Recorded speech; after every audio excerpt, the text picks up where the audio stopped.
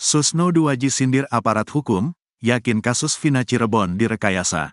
Setelah bergulirnya sidang PK terpidana kasus Vina Cirebon, hal ini membuat Susno Duaji semakin yakin. Mantan Kabareskrim itu yakin 100% kasus Vina Cirebon telah direkayasa. Ia bahkan menyindir aparat penegak hukum yang baginya sangat mengecewakan. Susno menuturkan, ia melihat ada keteledoran dan ketidakmampuan aparat penegak hukum dalam menangani kasus ini. Nampak benar entah sengaja atau tidak adanya keteledoran atau ketidakmampuan aparat penegak hukum baik penyidik, baik jaksa penuntutnya, maupun hakim pada tingkat pertama pengadilan negeri tingkat banding, pengadilan tinggi dan tingkat kasasi sangat mengecewakan ya, jelasnya, melansir dari tayangan di channel YouTube-nya. Tak hanya itu, Susno juga menilai bahwa semua aparat penegak hukum yang diduga terlibat memuluskan kasus Vina Cirebon pada 2016 lalu bisa disangsi.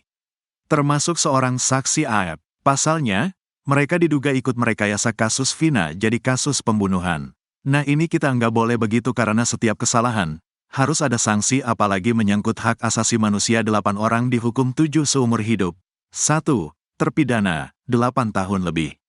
Ini masalah tragedi kemanusiaan yang luar biasa, pungkasnya. Sosok anak buah Ibtu Rudiana terungkap di bagian lain. Sosok anggota tim Ibtu Rudiana yang menangkap para tersangka, terpidana, kasus Vina Cirebon pada 2016 silam, akhirnya terungkap.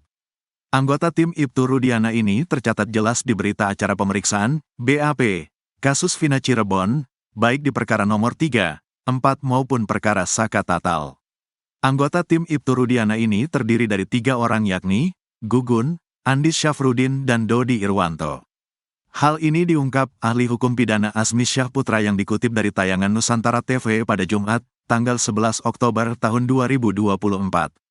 Diterangkan Asmi, dalam BAP tercatat Ibtu Rudiana, Gugun, Andis Syafrudin dan Dodi Irwanto turun ke lapangan yang mereka istilahkan, mengamankan, itu setelah mendapat telepon dari AF Rudiansyah.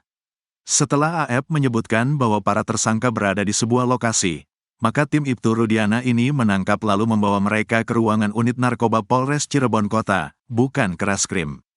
Hal ini menurut Asmi sudah melompat dari ketentuan, karena mereka bukan tertangkap tangan. Karena kalau tertangkap tangan, seketika pada waktu itu, ada benda yang digunakan. Tapi ini bukan tertangkap tangan, jadi harus ada fase dari penyelidikan ke penyidikan, katanya.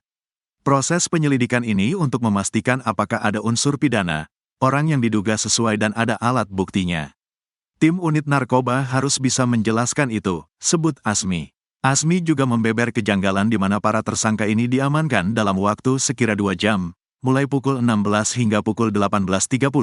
Lalu pada pukul 18.30, Ibtu Rudiana sudah lancar mengurai kronologis, berikut daftar pencarian orang, DPO, hingga jenis kendaraan yang dipakai saat kejadian.